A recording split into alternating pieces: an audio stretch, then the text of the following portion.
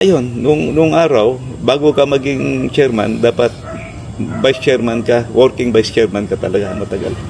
So, at saka may mga seminars yan nung araw, yung mga congressman at senators. So, tama yung sinasabi ni Senator Soto, mag-seminar muna kayo.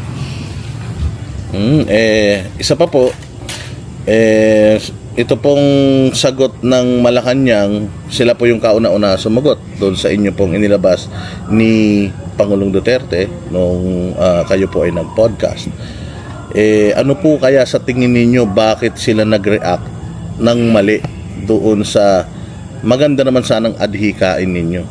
And isa pang tanong is, do you think na morally dapat ang Malacanang nanghihingi o humihingi ng paliwanag dito sa mga issues na ito?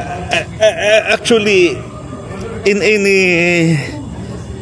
any agency, lalo na yung executive department, you have a lot of technical consultants, at saka ang dami mong kabinete dyan, may economic team ka. So, the economic team, particularly the DBM, should have briefed.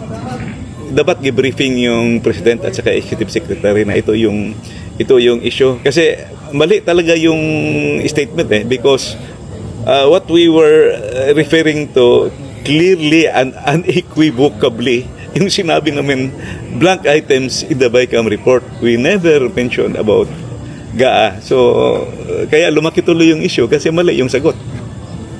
And final question na lang po. Alam natin medyo busy si Congressman Ungab. Do you think you deserve an apology for itong mga politiko na ito na tinatawag kayong mga fake news peddlers at kayo daw ay sinungaling?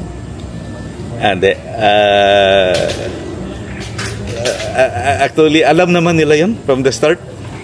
Alam nila yun. Nagsasabi ng sinungaling. Alam nila yun. Hindi naman bobo mga yan. Alam nila. Some of them are really nahiya lang talaga sila magsabi na nagkamali sila. At dalawa lang nagkamali or tanga sila.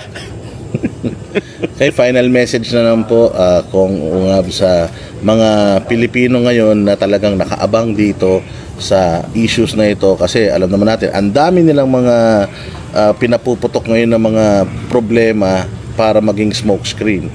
Ano po ang inyong masasabi sa mga Pilipino? Sa aking mga kababayan, there are two basic items for, according to the late Singaporean Prime Minister Lee Kuan Yew.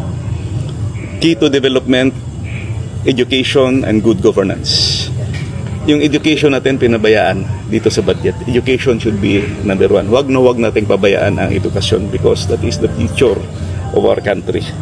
That's the equalizer between the rich of the poor, between poverty and wealth.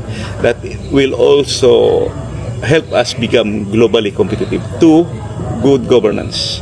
Without good governance, never dream, never of hope na tayo ay makaabot pa ng, I would say, highly developed country or developed country. Why? Because looking back